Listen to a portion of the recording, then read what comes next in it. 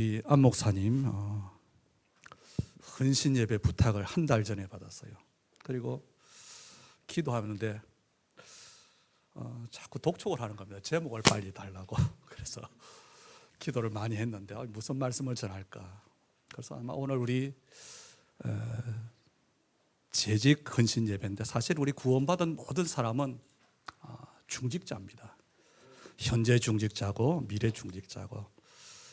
찬양을 들으니까 그 찬양이 여러분의 고백이라면 뭐 말씀할 거 없어요. 그리고 제목으로 이미 저는 끝났다 생각합니다. 여러분이 그리스도 예수의 마음을 품고 살면 그것이 아마 가장 하나님의 원하시는 중직자다, 그렇게 믿어집니다. 그래서 제가 부담이 돼서 중직자, 재직, 이 책을 한 3권을 사서 공부를 했어요. 그랬더니 읽어보니까 뭐 전부 상식이구나. 이건 제가 강단에 할 말이 아니고, 그 말을 듣기 위해서는 여러분이 책 사서 보면 이렇게 해라 저렇게 해라 끝나는 거고. 그래서 한 가지 조금 이제 좀 부탁을 드립니다. 제 마음에 그 책 3권 중에 남은 게 뭐냐면 우리 중직자의 대표 기도예요. 우리 보니까 기도를 너무 잘하셨는데, 제가 고민 중에 하나가 우리 교회 지금 많이 치유가 됐는데, 메시지를 붙잡고 기도하다 보니까 대표 기도를 한 10분, 15분을 해요. 그래서 그걸 읽으면서 대표 기도가 이게 요거는 맞겠구나. 그 하나가 제 은혜를 책을 통해 받았는데요. 그래서 오늘 우리가 조금 은혜 나누기는, 그 책에서 보니까 대표 기도는 한 3분만 해라, 개인 기도는 길게 해라, 뭐 그런 이야기입니다. 그래서 대표 기도는 우리 내 개인 기도가 아니고 대표라는 기도이기 때문에 주기도문에 기준을 맞춰야만 된다, 뭐 그런 정도예요. 그래서 오늘 보니까 먼저 우리가 재직 헌신 예배이기 때문에 먼저는 여러분의 오늘 주신 말씀이 언약으로 성취되기를 축복합니다. 그래서 사실은 우리가 예수님의 마음 품으면 끝나는 거지요. 그리고 더 응답받기는 그 예수님의 마음, 그 품은 것이 내 삶으로 누려지면 사실은 끝나는 겁니다. 재직의 정의를 보면요, 섬기는 자, 일꾼, 사역자 이런 뜻이 있어요. 교회를 섬기고 또 교회 일을 하고 사역을 하는 사람입니다. 그 자격은 사도행전 6장에 있는 것처럼 성령과 지혜가 충만하고 칭찬 듣는 자지요. 그 목적이 뭐냐면 목회자의 동력자로 또 교회를 섬기기 위해서. 우리 재직의 삶은 세상에서는 소금과 빛으로, 교회에서는 성도들과 후대들의 믿음의 모델이 되는 것으로. 이러면 사실은 재직에 대한 정의가 끝나는 겁니다. 이것 때문에 나와지는 게 예배를 어떻게 해야 된다, 헌신을 어떻게 해야 된다, 뭐 사실은 당연한 것들이지요. 그래서 제가 기도하면서 받은 은혜를 조금 나누려고 한다면, 오늘 빌립보서 2장 1절 5절에 보면 한 가지지요. 복음으로 하나 되라는 겁니다. 빌립보 교회는 이미 권면이 있어요. 권면을 다른 말로 하면, 조금 거슬리게 하면 충고, 위로가 되면 격려, 이런 뜻이지요. 빌립보 교회에 권면도 있고 위로도 있고 성령의 교제도 있고 궁율도 있고 자비가 있고 교회 안에 필요한 것이 다 있습니다. 그런데 바울이 중요한 한 가지를 더 요구를 해요. 그게 뭐냐? 한 마음이 되라고 하는 겁니다. 그리고 두 번째로는 그 하나 되는 이것 때문에 겸손하라 그러지요. 그래서 겸손의 모델을 제시하는데 바로 6절부터 있는 그리스도를 제시하고 있습니다. 죽기까지 순종하고 낮아진 그리스도, 그분을 하나님이 만왕의 왕으로 높이셨다, 그거지요. 그래서 우리의 섬김은 뭐냐, 우리의 겸손은 뭐냐. 교회에서는 세상과 다릅니다. 세상에는 힘 없는 사람이 힘 있는 사람을 섬겨요. 그렇죠? 그런데 교회는 힘 있는 사람이 힘 없는 사람을 섬기는 겁니다. 그게 주님이 우리의 모델이지요. 그래서 주님은 왕인데 종이 되셨고, 창조자신데 피조물이 되셨고, 그리고 예수님 오신 목적이 섬김을 받으려 함이 아니다 그랬죠. 그래서 우리는 예수님의 성육신 사건, 십자가 사건, 이걸 통해서 우리는 진짜 겸손이 뭔가를 우리가 알아야 됩니다. 그리고 우리의 믿음에 서 있다면 우리의 기준은요, 우리는 우리의 믿음을 옆에 있는 사람, 다른 사람을 보면서 내 믿음은 이렇다, 좀 낫다, 못하다, 그게 우리 기준 되져요. 우리의 절대 기준은 주님이 되어야 됩니다. 절대 기준이 되어야 돼요. 상대 기준이 되면 그건 틀리는 거지요. 그래서 겸손에 대한 사전적 의미를 보자면 자신을 낮추고 상대방을 인정하고 높이는 욕심 없는 마음이 겸손이다. 이게 사전에 나와 있는 거지요. 그리고 성경에서 가장 우리에게 요구되는 믿음의 모습 또한 겸손입니다. 그런데 뜻은 좀 달라요. 성경이 우리에게 말하는 겸손은 뭐냐? 말씀 순종입니다. 그게 겸손이에요. 그래서 신명기 8장 2절에 보면 우리 주님께서, 우리 하나님께서 출애굽한 이스라엘을 광야 길을 가게 하신 그 일을 두고 말씀하셨잖아요. 네 하나님 여호와께서 이 40년 동안에 네게 광야 길을 걷게 하신 것을 기억하라 그랬습니다. 그리고 뭐라고 하지요? 그 이유를 말했어요. 너를 낮추시고 너를 시험하사 내 마음이 어떠한지, 그 명령을 지키는지 지키지 않는지 알려 하심이라 그랬거든요. 낮추시는 이유가 뭐냐? 이겁니다. 역대하 7장 14절도 보면 내 이름을 일컫는 내 백성이 그들의 악한 길을 떠나 스스로 낮추고 기도하며 내 얼굴을 찾으면 내가 하늘에서 듣고 그들의 죄를 사하고 그들의 땅을 고칠지라. 그래서 겸손에 대한 정의와 겸손에 대한 삶을 우리가 누려야 됩니다. 그리고 성경은 겸손한 자가 누릴 복을 말하고 있어요. 성경 구절은 빼겠습니다만은 겸손한 자는 기도 응답을 받고, 겸손한 자는 구원을 얻고, 겸손한 자를 하나님은 높이시고, 겸손한 자는 배부르게 되고, 겸손한 자를 주께서 돌보아 주시고, 겸손한 자는 기쁨이 충만하게 되고, 겸손한 자는 영화롭게 되고, 겸손한 자는 존귀하게 되고, 겸손한 자에게 하나님의 은혜를 주시고, 겸손한 자는 재물을 얻고 천국을 소유하게 되고 큰 자로 인정받고, 이 많은 것들이 겸손한 자에 대한 성경의 복의 약속입니다. 여기에 해당되는 인물들을 보면요, 아브라함, 야곱, 요셉, 모세, 또 사사 기드온, 세례 요한, 바울, 이렇게 많아요. 그래서 오늘 헌신 예배를 드리는 우리 모두가 그리스도 안에서 교회와 또 사명을 위해서 한 마음, 어떤 마음이요? 각기 한 마음이 되면 안 되지요. 예수의 마음을 품는 그런 재직들이 되기를 축복합니다. 그래서 세 가지를 좀 말씀드리려고 합니다. 먼저 세 가지를 아시면 돼요. 그리고 방법은 기도입니다. 첫째는 뭐냐? 하나님을 아셔야 됩니다. 하나님이 누굽니까? 기도하시면 돼요. 두 번째는 교회를 알면 됩니다. 교회가 과연 뭡니까? 그리고 세 번째는 나를 알면 돼요. 그래서 오늘 듣는 말씀이 막 기억하려고 하지 말고, 적어도 사실은 메시지는 노트가 잡더라고요. 그래서 기도하시면 됩니다. 제목만 가지고. 성삼위 하나님을 알아야 돼요. 그래서 바울의 기도가, 에베소 교회를 향한 기도가 그거지요. 지혜와 계시의 정신을 주사 하나님을 알게 하시고, 우리가 하나님을 알아야 됩니다. 그런데 하나님의 모든 비밀은 어떻게 알 수 있습니까? 그리스도예요. 하나님의 모든 비밀은 그리스도다. 그리스도를 알면 하나님을 알 수 있습니다. 하나님의 원하시는 것, 하나님이 기뻐하시는 것, 하나님의 계획, 그걸 알아야 우리는 하나님께 쓰임받을 수 있지요. 그리고 하나님을 한마디로 말하면 언약의 하나님입니다. 언약을 주시고 언약을 성취하시는 하나님. 그래서 우리 하나님은요, 언약에 대하여 신실하신 하나님입니다. 그리고 모든 일을 언약 중심으로 행하시는 하나님이십니다. 거기 우리가 이미 말씀을 받았잖아요. 말씀 성취로, 기도 응답으로, 구원의 역사로 그렇게 하나님은 일하시죠. 그럼 하나님의 절대 계획이 뭘까요? 이것과 우리의 삶이 맞으면 돼요. 우리가 구원받고 어떻게 사냐? 하나님이 이 땅을 대한 계획이 두 가지예요.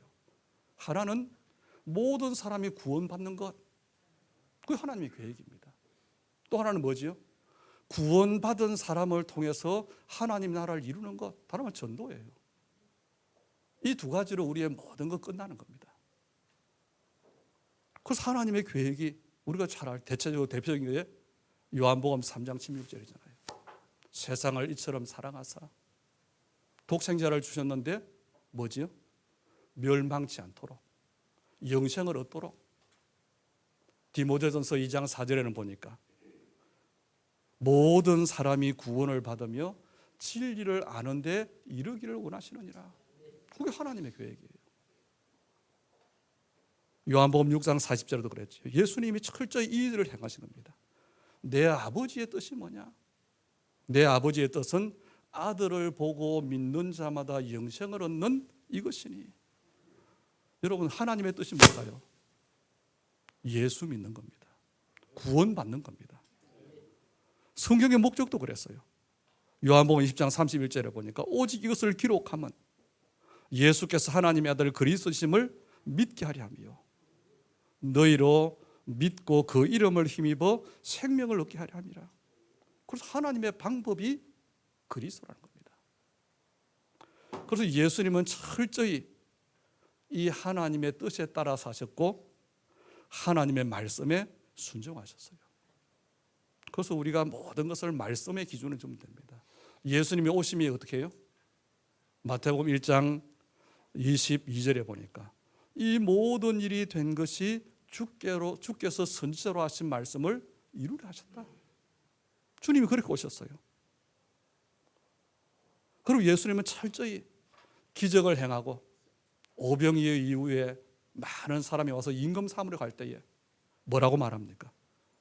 내가 하늘에서 내려온 것은 내 뜻을 행하려 함이 아니요 나를 보내신 이의 뜻을 행하려 함이라. 그럼 우리는요 이걸로 끝나는 겁니다. 교회의 목적이 뭐와 같으면 되죠? 하나님의 뜻과 같으면 돼요. 그리스도와 같으면 돼요. 우리의 삶이 그리스도와 같으면 돼요. 이게 답니다. 그런데 우리는 지금까지 이 복음을 지식으로 많은 훈련을 받았어요. 예수가 그리스도다. 그 예수를 믿으면 구원받는다. 그래서 우리가 놓친 한 가지가 있다면 뭐지? 거기에 하나님이 우리에게 복음 주신 그 사랑을 회복해야 돼요. 그래서 저는 그렇게 생각합니다. 우리가 많은 사역도 하고 많은 응답도 받고 큰 일도 할 수 있지만 가장 중요한 것은 우리 안에 복음 마인드를 갖는 겁니다.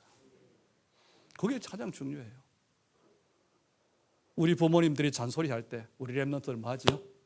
듣기 싫어해요. 그렇죠?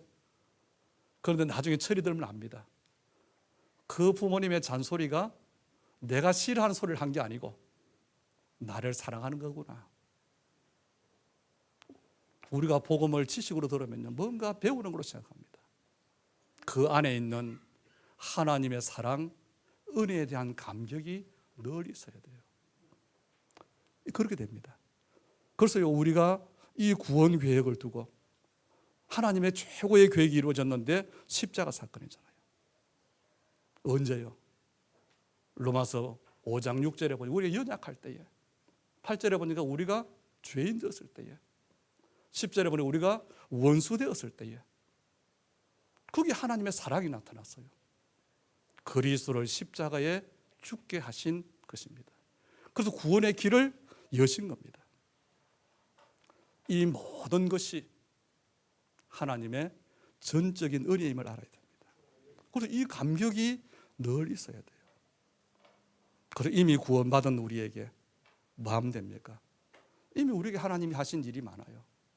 방향을 맞췄잖아요. 세계복음화, 하나님의 나라. 그래서 하나님과 정말로 맞는 내 삶이 되면 됩니다. 그래서 그리스도를 여러분이 계속 알아가셔야 돼요.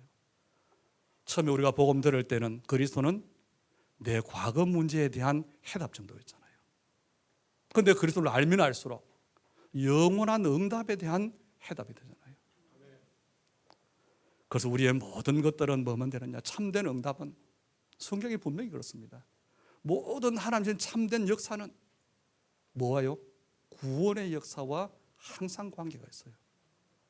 그래서 여러분이 말씀 전하는 삶을 기뻐한다고 찬송했는데 여러분이 받을 응답이 뭐냐? 전도와 관계된 응답이에요. 그것이야말로 참 응답이요, 참 성공이라는 겁니다. 그래서 한 가지 여러분이 꼭 기억하면 됩니다. 나는 밥 먹는 인생이 아니고 세계 복음하는 인생으로 하나님께서 나를 부르셨다. 이게 우리의 고백이 되고 이게 우리의 삶이 되면 돼요. 그래서 전도와 선교를 진짜 삶의 이유로, 응답의 이유로 삼으면 되는 겁니다. 그 하나님이 하시는 일 크고 두 가지라고 했죠. 구원과 전도. 이것 때문에 우리가 두 번째로 이해해야 될 것, 교회를 알아야 됩니다. 교회의 가장 중요한 본질은요, 누가 뭐래도 뭡니까? 복음입니다. 예수님의 십자가 사건, 그리고 부활 사건, 그 결과로 세워진 것이 교회예요. 그래서 교회에서는 무슨 일이요? 예수님이 하신 그 일이 일어나야 바른 교회입니다. 그리고 이 교회는 어떤 교회냐? 지구상에 존재하는 모든 기관 가운데 가장 중요한 기관이에요. 그래서 우리 기도 속에 이 교회를 알아야 됩니다. 그래서 여러분이 기도하세요. 하나님, 교회가 뭡니까? 진짜 알게 해주십시오. 안다면 그렇습니다. 내 가정보다 100배 더 중요한 곳이 어디냐? 교회예요. 왜 그렇습니까? 우리가 예수님을 안다는 것은요, 굉장히 중요합니다. 여러분, 예수님은 병든 사람을 고쳐주셨습니까? 고쳐주지 않았습니까? 그런데 저는 그렇게 말하고 싶지 않아요. 예수님은 병 고치는 치유 사역을 하지 않으셨습니다. 예수님은요, 불쌍한 사람 도와주지 않으셨어요. 오해할 수 있겠지요. 이 말을 우리가 바꾸면 예수님은 우리 자식들이 잘 되도록 하고 일이 잘 되게 하도록 기도하는 그 기도에 응답하시는 분이 아니라는 겁니다. 무슨 말이지요? 예수님은 우리의 필요를 채우시는 분이 아니에요. 무슨 말 하려고 하는 겁니까? 예수님은 그리스도의 일만 하신 분이에요. 그 일만을 위해서 오신 분이에요. 그래서 교회에서는 무슨 일이 일어나야 되느냐? 그리스도의 일이 일어나야 되는 겁니다. 여기는 분명한 이유가 있어요. 왜 그렇습니까? 다른 모든 것들은 이 땅의 종교들이 할 수 있는 일들입니다. 그런데 교회만 할 수 있는 일이 뭐냐? 그게 그리스도 복음의 일이에요. 그게 하나님 나라의 일입니다. 교회만 사람들의 운명을 바꿔줄 수 있어요. 교회만 영적 문제를 해결해 줄 수 있습니다. 교회만 흑암을 꺾고 사람을 살릴 수 있습니다. 왜요? 하나님께서 가장 귀한 이 복음을 교회에만 맡기셨기 때문에 그래요. 그래서 교회는 복음을 말할 수 있는 겁니다. 그런데 만약에 이 교회가 유일하게 복음을 위임받아 놓고 말하지 않는다면 어떻게 되겠습니까? 그건 아무리 보기에 화려해도, 아무리 많은 사람이 모여도 하나님 보시기에는 바른 교회가 아닙니다. 그래서 우리 중직자, 우리 재직들이 뭐 해야 되느냐? 바른 교회가 되게 하는 일을 해야 돼요. 우리 세대만 교회의 축복을 받는 게 아니고 우리 후대들이 바른 신앙생활을 할 수 있는 그 발판을 만드는 신앙생활을 해야 되는 겁니다. 그래서요, 이것 때문에 뭐 해야 되지요? 교회를 사랑해야 돼요. 성전에 오는 것이 행복해야 돼요. 예배하는 것이 즐거워야 돼요. 그 응답 받으면 다 되는 겁니다. 제가 돌아보면요, 우리 친구 중에 교회 신앙생활을 함께 했던 친구들이 많아요. 그 중에 4명이 목사가 되고 나머지는 이제 불신자로 남았다, 돌아보니까. 그런데 그때 어떤 일이냐, 뭔가를 잘 모르는데 교회 가기를 좋아했어요. 교회 가서 청소도 하고 놀고. 그런데 그게 뭐가 되느냐? 예배 때 은혜가 돼요. 그 은혜가 나를 인도하셨더라고요. 그래서 여러분이 교회 응답을 받는데 진짜 교회 응답, 그리스도의 일, 이 일이 나타나는 교회 응답을 받으면 복음 24가 돼요. 진짜 복음이 됩니다. 우리가 늘 들어온 메시지잖아요. 다시 내가 보좌화되어야 돼요. 그때 여러분이 가는 곳마다 뭐가 되느냐? 모든 곳이 하나님의 나라가 임하는데 교회가 되는 겁니다. 교회는 이 땅에 있는 하나님 나라의 모델이지요. 그래서 교회 응답을 내가 받고 있으면 내가 가는 모든 곳에 교회가 계속 세워지는 거예요. 그게 세계복음화입니다. 우리는 자꾸 이제 세계복음화라고 하니까 눈에 보이는 것, 응답도 마찬가지예요. 그렇게 생각하지요. 아닙니다. 그래서 우리의 신앙을 두고 뭐 하면 되지? 우리 교회를 두고 우리 후대들이 교회에서 마음껏 재미있게 행복하게 뛰놀 수 있는 것, 그걸 우리가 볼 수 있어야 돼요. 아까 우리 이미 오늘 오전 메시지라고 하셨는데 이 삼들의 교회잖아요. 병든 사람들이 교회에 와서 진짜 치유하는 체험을 해야 됩니다. 정말 삶에 힘들고 지친 사람들이 교회에 와서 임시방편으로 위로받는 것이 아니고 실제로 치유받는 응답이 있어야 돼요. 제가 이번에 지지난주에 우리 집 사람이 조금 이제 몸이 안 좋아서 고대병원에 한 4일 입원한 적이 있어요. 그래서 제가 복음을 가지고 딱 느낀 게 평상시에 말하는 복음으로 대할 수 없는 사람이 그 4인 병실에 있는 거예요. 충격을 받았어. 한 사람은 너무 심각했어. 또 한 사람은 너무 정신 문제가 왔어. 한 사람은 너무 세상적으로 뭔가 틀렸어. 그리고 이 사람이 혼자 옆에 있는 사람이 보냐, 이분이 얼마나 이제 심각하냐면 화장실을 못 가요. 그 칸막이 하나 있는 거기에서 대소변을 보는 겁니다. 그래서 이분이 이제 아무도 없으면 뭐하냐, 혼자 중얼중얼해요. 남편 욕을 하는데 무슨 새끼라고 계속 나와요. 그래서 들어보니까 가만히 들어봤어요. 교회도 좀 터진 것 같아요. 뭐냐, 사탄 마귀 말도 나오더라고요. 그 사람의 복음을 말해가지고 들어지겠습니까? 이야, 영적 싸움을 우리 전도자가 어디까지 해야 될까? 내가 어느 정도로 복음화가 돼야 될까? 그 발견을 했어요. 우리는 정상적인 사람, 그 복음 전하는 것도 부담스러워하잖아요. 그런데 정말로 그런 사람도 있어요. 그리고 다민족들이 고국을 떠나와서 진짜 교회에 왔는데 자기를 발견하는 교회가 되어야 돼요. 나는 성공을 위해서, 살기 위해서 돈 때문에 왔는데, 야, 하나님이 나를 이곳에 보내셨구나. 우상에 빠진 우리 나라를 살리라고 이 교회에 보내셨구나.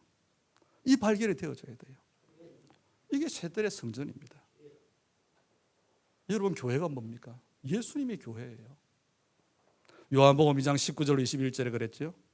예수께서 대답하여 이르시되 너희가 이 성전을 헐라 내가 사흘 동안에 일으키리라. 유대인들이 이르되 이 성전은 46년 동안 지었거늘 네가 3일 동안에 일으키겠냐 하더라. 그러나 예수는 성전된 자기 육체를 가리켜 말씀하신 것이라 그랬죠. 예수님이 죽임 당하시고 사흘 만에 부활하셨어요. 그것을 주님은 참된 성전이라 그랬습니다. 눈에 보이는 성전은 참된 성전을 성전되게 하기 위한 모형입니다. 그리고 마태복음 16장 18절에는 예수를 그리스도로 고백하는 베드로에게 말하지요. 이 반석 위에 내 교회를 세우리니. 예수를 그리스도로 고백하는 사람, 그 모인 곳이 교회지요. 고린도전서 3장 11절에는 이 닦아둔 것 외에 능히 다른 틀을 닦아줄 자가 없으니 이 터는 곧 그리스도라. 이 말씀들은 뭘 말하지요? 그 어떤 것도 교회의 본질이 될 수 없다는 겁니다. 그래서 교회를 여러분이 이해하셔야 돼요. 불신자들이 보는 교회, 우리 종교인들이 생각하는 교회와 참 교회는 다릅니다. 교회는 착한 일을 하는 게 아니에요. 그런 곳이 아닙니다. 이 말로 오해하시면 그럼 나쁜 일 하는 곳이냐? 그 말이 아니고 교회의 본질은 착한 일을 하는 것이 아니라는 겁니다. 성도의 참된 구원받은 사람은 도덕적으로 바르게 사는 삶이 아니에요. 구원받은 사람에게는 인간의 의가 나타난 것이 아닙니다. 그런데 세상은 우리에게 그걸 요구해요. 교회에 인간의 의가 나타나도록, 구원받은 성도의 삶을 두고 인간의 의가 나타나도록. 그리고 우리도 그런 생각을 많이 가지고 있습니다. 그런데 아니라는 거예요. 아니, 예수님 오른편에 달린 그 강도 여러분 아시잖아요. 그 사람은 살인자로 사형을 당하는데 그 사람의 의가 나타났습니까? 그냥 신앙 고백했어요. 왼편의 강도가 예수님을 조롱하잖아요. 당신이 정말 하나님의 아들이거든 당신도 내려가고 우리도 내려라.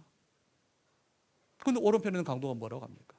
우리는 죄 때문에 당연하지만 이 사람은 아니다. 그래서 말하지요. 뭐라고 합니까? 예수여 당신의 나라에 임하실 때에 나를 기억하소서. 그 말 한마디 했어요. 그때 예수님이 뭐라고요? 내가 진실로 네게 이르노니 오늘 네가 나와 함께 낙원에 있으리라. 여러분, 인간의 의로 구원받는 게 아닙니다. 교회와 우리의 삶은 인간의 의를 위해 사는 게 아니에요. 그리스도는 하나님의 나라 형상입니다. 아니, 인간의 의가 얼마나 세상에 중요한데요. 맞습니다. 세상 기준으로, 세상 가치관으로 중요해요. 그런데 세상이 어디에 잡혀 있습니까? 세상 임금이 누굽니까? 세상 신이 누굽니까? 그래서요, 여러분으로부터, 우리로부터 구원받은 자로부터 그리스도가 이 땅에 나타나야 돼요. 왜요? 그리스도는 하나님의 형상입니다. 그리스도가 하나님의 나라입니다. 그리스도만이 하나님이 우리에게 주신 유일한 복음입니다. 그 구원받은 사람, 그 모임이 교회이기 때문에 그래서 언약 붙잡는 거예요. 우리 암흑하면 30여 년 전에 처음 할 때 예수 천당 달고 다녔어요, 차에. 우리가 그때면 사실 어려웠어요. 그래서 뭘 붙잡았냐? 세계복음화 언약 붙잡았어요. 그런데 그 세월이 돌아보면 어제 같아요. 하나님이 하신 일을 보면 상상도 못한 일이에요. 말씀이기 때문에 세계복음화 언약은 붙잡았지만 우리 마음에는 뭐냐? 어떻게 우리가 해? 그게 우리 고백이었거든요. 아닙니다. 그게 우리 인간의 의로 내가 하려고 하는 거예요. 그런데 우리 성도들이요, 복음을 깨닫지 못하면 어떻습니까? 여기에 자꾸 속아요. 그래서 복음 모를 때 우리는 신앙생활을 열심히 했지만 하나님과 통하지 않아, 소통이 안 됐어요. 그래서 문제가 오면 기도해야 되는데 어떡하지요? 제가 이런 기도 응답을 조금 새롭게 받고 있는데, 문제가 오면 기도해야 되는데 말은 그렇게 하고 머리는 그렇게 하는데 사람 말을 들었어요. 사람 방법을 찾았어요. 왜 그렇습니까? 지금 이게 오늘날 교회와 성도의 모습이라는 겁니다. 뭐요? 복음 하나가 정확히 이해가 안 되니까. 그래서 하나님은 지금 누구를 찾습니까? 끝까지 복음만 나타내는 교회를 찾으신다는 겁니다. 그 교회를 세우는 일에 우리가 부름받았다는 겁니다. 성경에 그 교회가 있잖아요. 누구지요? 안디옥 교회예요. 이 안디옥 교회는 모든 환난, 시험, 핍박 다 통과했어요. 끝까지 그리스도만 말하는 교회, 오직 그리스도만 나타내는 교회, 세계 복음화에 방향 맞추고 오직 복음 운동하는 교회, 그 안디옥 교회잖아요. 그 교회의 뜰에 아이들의 뜰, 치유의 뜰, 이방인의 뜰이 있는 겁니다. 그걸 가지고 이제 우리 복음 제일교회 보니까 기도를 시작하신 것 같아요.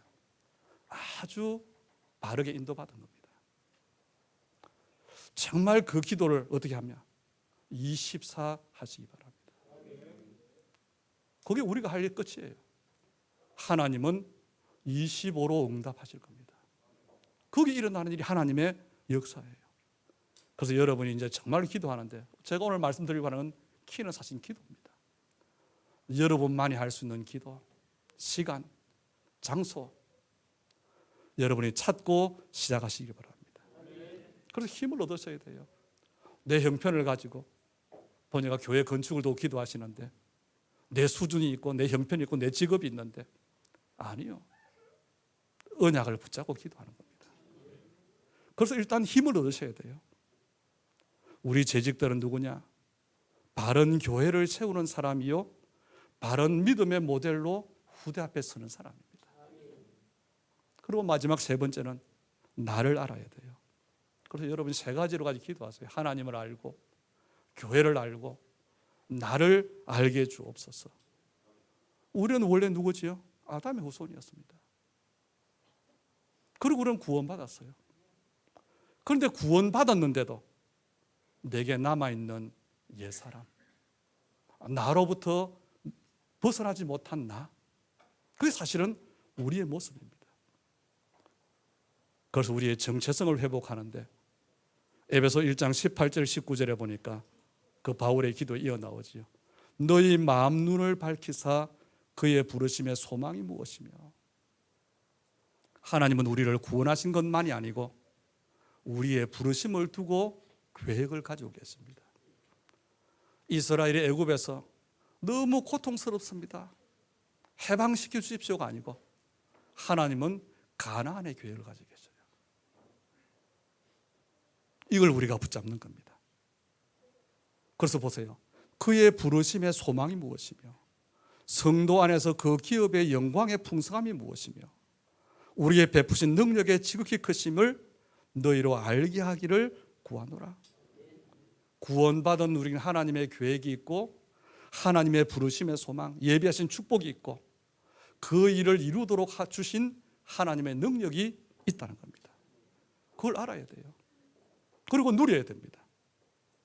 그러기 위해서는 뭡니까? 나를 넘어서야 돼요. 우리 믿음의 사람들이, 오늘 여러분 염려 있는 사람 손 한번 들어보세요.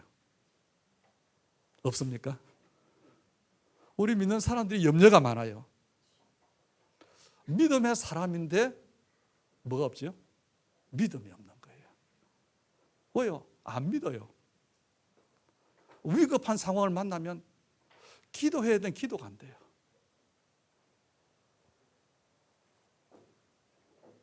여러분 은행에 돈을 맡겨놓고 염려하는 사람이 있습니까? 없어요. 혹시 불 날까? 도둑이 훔쳐갈까? 괜찮아요. 왜? 은행을 믿기 때문에.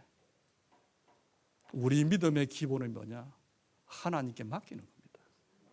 그게 믿음의 기본이에요. 그런데 맡기지를 못하니까 염려가 나타나는 거예요. 이제는 이 악순환의 고리를 끊어야 됩니다. 우리가 입으로는 예수는 그리스도 모든 문제 해결자, 그리고 내가 모든 문제 해결이 안 돼서 거짓말쟁이가 되는 것, 그 악순환 이제는 끊어야 됩니다. 그래서 이번 올해 원단에 그걸 두고 매일매일 승리하도록 말씀 주셨잖아요. 도전해야 돼요. 그 방법이 뭐냐? 이 악순환의 꼬리를 끊지 않으니까 계속 내 과거가, 내 옛사람이 계속 내 발목을 움켜잡는 겁니다. 오늘 우리의 문제가 있다면 뭐지요? 과거가 잡고 있는 거예요. 끝났는데. 더 이상 틀린 것, 더 이상 안 되는 것 끌려다니면 안 돼요. 그 방법이 뭐냐? 기도입니다.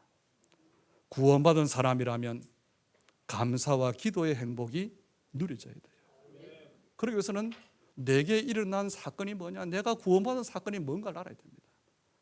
로마서 6장에 보면요, 우리의 구원받은 사건은 어마어마한 사건이에요. 그리스도와 연합된 사건입니다. 그게 우리의 구원 사건이에요. 예수님이 어느 날 내 마음의 문을 두드릴 때 하나님의 은혜가 내게 임했어요. 그래서 예수님을 깨닫고 그 예수님을 마음의 문을 열고 영접한 겁니다. 그런데 이 땅에는 예수님을 믿지 않는 사람이 더 많잖아요. 그 많고 많은 사람 중에 내가 예수 믿었다, 저는 기적이라고 보거든요. 그런 지금도 좀 말합니다. 어떤 남편이, 성도의 남편이 교회 가는 걸 요즘도 핍박하는 사람이 있어요. 이해합니다. 나는 제가 경상도 사람이고 우상숭배 집안에 있었고 아마 목사가 되지 않았더라면요, 우리 집 사람과 가족들 절대 교회 못 가게 했을 겁니다. 이해가 돼요. 제가 그런 사람이었어요. 그런데 하나님의 은혜로 마음이 생긴 겁니다.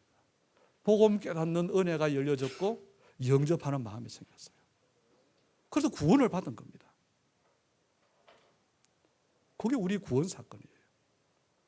예수 믿는 순간에 우리는 그리스도의 사건, 그게 내 사건이 되어진 거예요. 내가 그리스도와 함께 십자가에 못 박힌 겁니다. 그래서 갈라디아 2장 20절은요, 그 말은 내가 죽는 말이 아니에요. 내 모든 문제가 끝난 것인데 그래서 벗어나는 답입니다. 갈라디아 2장 19절에 보니까 내가 율법으로 말미암아 율법에 대하여 죽었나니 이는 하나님에 대하여 살려 함이라 그랬어요. 율법에 대하여 죽었어. 언제요? 내가 구원받을 때. 갈라디아 5장 24절은 보세요. 그리스도 예수의 사람들은 육체와 함께 정욕과 탐심을 십자가에 못 박았느니라. 정욕과 탐심도 십자가에 같이 죽었습니다. 그리고 갈라디아 6장 14절에는 보니까 그리스도로 말미암아 세상이 나를 대하여 십자가에 못 박히고 내가 또한 세상에 대하여 그러하니라. 그리스도 믿음으로 우리는 세상에 대하여 십자가에 못 박혔어요. 그래서 이런 갈라디아서를 천천히 보시면 이 구원받은 사건이 얼마나 엄청난 사건인 줄 알아야 됩니다.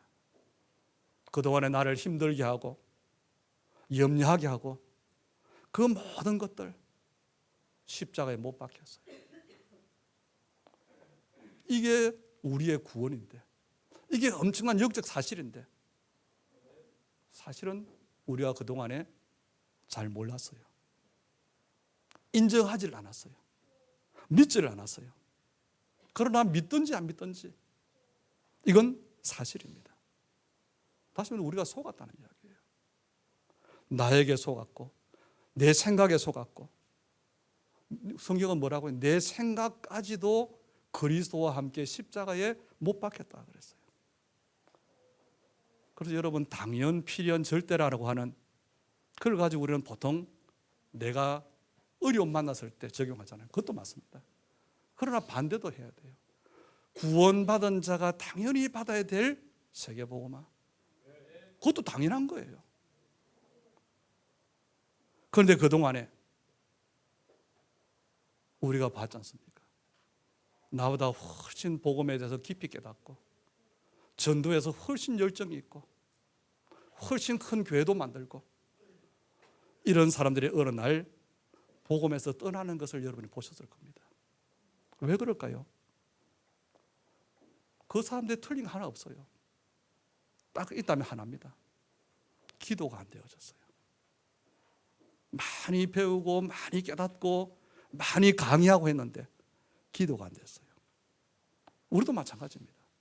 복음으로 답이 났는데 오늘 내 신앙 고백은 100% 진실인데 기도가 안 되면 무너질 수 있습니다. 왜 기도가 안 될까요?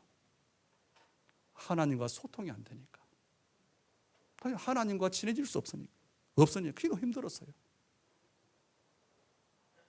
우리 안 목사님과 제가 몇 년 전만 해도 여러분 떠납니다만은 일주일에 3번 만나서 밥 먹었어요.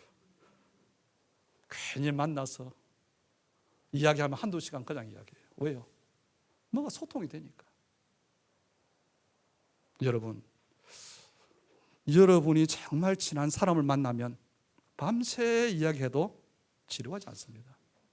아마 여러분 오늘 한번 생각해 보세요. 지금 머리에 떠오르는 지난 사람, 밤새 이야기하고, 그래서 또 아쉬워서 다시 또 만나자고 하고, 그런 사람 있지요. 피곤한 줄 몰라요. 왜 그렇지요? 친하기 때문입니다. 우리가 기도가 안 되는 이유가 그거예요. 하나님과 친하지를 않아요. 하나님과 왜 친하지 않느냐? 소통이 안 돼요. 그래서 우리는 하나님을 알아야 되는 겁니다. 하나님의 방법, 교회 알아야 되는 겁니다. 왜 기도가 안 될까요? 기도를 우리는 가끔 해서 그래요. 그렇죠? 진짜 기도 언제 하지요? 가끔. 문제 생길 때. 진짜 여러분 언제 하나님 믿습니까? 내가 급할 때. 우리 한국 사람들이 영어 공부를 보통 15년 이상 한다 그러면 대학 졸업하면. 그런데 시간으로 따져보면요 500시간이 채 안 돼요. 운동하는 사람들이 운동이 안 늘어. 왜 그렇죠? 가끔 하니까. 그래서 집중이 필요한 겁니다. 그래서 훈련이 필요합니다. 훈련은 필요해요. 우리가 뭔가를 배울 때에 앞에 사람이 했던 그것을 배우는 게 당연합니다. 그런데 더 깊이 들어가면 그것을 통해서 내 것이 나와져야 돼요. 우리 신앙생활도 그래야 됩니다. 매일 다른 사람 이야기만 듣고 따라만 가니까 복음이 나의 복음이 안 되는 거예요. 하나님과 다른 사람은 통하는 것 같은데 나와 직접 통하는 게 없어요. 소통이 안 돼요. 그래서 여러분이 조금 이 복음이 나의 복음으로 진짜 기도가 누려지는 그 응답을 받으셔야 돼요. 제가 지금 기도에 대한 응답을 조금 다르게 누리는데 고백하면 뭐냐? 참 부끄러워요. 뭐냐? 작년 6월부터 제가 조금 천천히 러닝을 시작했어요. 그랬더니 처음에 힘들던데 나중에 그게 뭐가 되느냐? 나를 조금씩 벗어나는 기도가 되어졌어요. 그래서 복음을 알고 언약도 알고 말씀도 알지만 가장 중요한 중심은 내 고집이었는데, 내 것이었는데 그걸 이제 내려놓기 시작한 거예요. 그래서 돌아보니까 어떤 응답이 오느냐? 전에 제가 평생 살아왔던 기도 응답은 하나님 이게 꼭 필요합니다. 딱 그만큼 응답을 주었어요. 딱 그만큼. 제가 신학교 다닐 때 하나님 등록금이 40만 원 필요합니다. 딱 40만 원. 그리고 언제 주시느냐? 그것도 안 주시고 안 주시다가 가장 마지막 순간에 그 응답을 제가 받아왔다니까요. 그런데 조금 하나님이 달라지셨어요. 제가 달라진 건지 모르지만 미리 응답을 주셔요. 그리고 조금 여유 있게 응답을 주셔요. 그래서 요즘 제가 참 우리 성도들에게 더 부끄럽고 한 고백이, 내가 30년 전에 목회 시작할 때 이 정도 돼서 목회를 시작해야 되는데 그때는 전혀 뭘 모르고 시작했어요. 어쨌든 여러분 하나님과 친해야 됩니다. 기도가 힘든 건 왜냐? 친하지 않았어요. 어쩔 수 없이 사람 만나는데 친하지 않으면요 어떻습니까? 같이 밥을 먹는데 소화 안 돼요. 그렇죠? 왜 그렇습니까? 내가 믿는다고 하면 하나님을 모르고, 내가 믿는다고 하면 예수님을 잘 모르고, 믿긴 믿는데 교회를 다니면서 뭐 합니까? 내 주장만 했다는 거예요. 간단한 이야기입니다. 알면 굉장히 쉬워지는 거예요. 그래서 기도가 되어지는 방법이 뭐냐? 하나님과 친해지는 겁니다. 하나님과 친해지는 방법이 뭐지요? 하나님의 교회에 오는 게 즐거워지는 거예요. 자주 와야 돼요. 그래서 교회 오는 게 행복해지면 됩니다. 기도는 뭐냐? 결론으로 말하면 모든 것을 본질을 회복시키는 기도예요. 우리가 복음이었는데 다른 사람은 나를 복음이 아니었어요. 기도가 안 됐어요. 기도 회복하면 그런 복음 누림이기 때문에 뭐죠?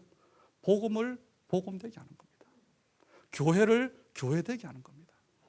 전도를 전도되게 하는 게 뭐냐? 그게 기도예요. 그래서 우리가 결론으로 여러분이 그리스도의 마음을 품으면 됩니다. 간단해요. 주님이 오신 목적, 우리 교회의 목적, 내 삶의 목적 같아지면 그게 맞는 겁니다. 그래서 복음으로, 복음 때문에 하나 되게 하는 그런 재직들이 되기를 바라고, 그 하나님이 원하시는 그 교회를 회복하는 재직되기를 축복합니다. 그래서 그 방법이 뭐라고요? 기도예요. 그래서 나를 넘어서야 됩니다. 그래서 간단해요. 주님을 정말 사랑하면 됩니다. 여러분 연애할 때 그렇지요. 누구 좋아하면 그 사람 뭘 좋아할까? 관심 가지잖아요. 그렇죠? 그 사람 모든 게 좋아 보이잖아요. 그 사람 마음에 들려고 막 노력하잖아요. 똑같습니다. 그 사람이 말하지 않으면 해주고 싶고 닮고 싶고, 그래서 우리가 하나만 하면 돼요. 진짜 그리스도만 알면, 그 그리스도를 사랑하면 모든 걸 사랑하게 됩니다. 그래서 오늘 여러분이 세 가지, 하나님을 알게 주옵소서, 진짜 교회가 뭔가 알게 주옵소서, 나를 부르신 하나님, 나를 누군지 알게 주옵소서. 그러면 돼요. 그래서 우리는 이렇게 해라. 아마 안 목사님이 조금 그러신 것 같아요. 우리는 그게 있더라고요. 우리 다락방 하는 성도들이 보면 뭘 꼭 집어 시키지 않으면 잘 못해요. 알아서 하는 걸. 그래서 재직에 대해서 좀 제가 그런 뉘앙스를 받아가지고 책을 사서 봤는데, 집사는 이렇고 권사는 이렇고, 그게 아니더라고요. 하나면 다 돼요. 진짜 복음이면 됩니다. 이렇게 하기 이전에 뭐지요? 우리 중심이에요. 복음 마인드. 우리가 법대로 뭔가 한다. 그 이전에 뭐지요? 하나님의 마음을 가지면 돼요. 우리가 법을 다 알고 지키지 않잖아요. 그게 예수의 마음입니다.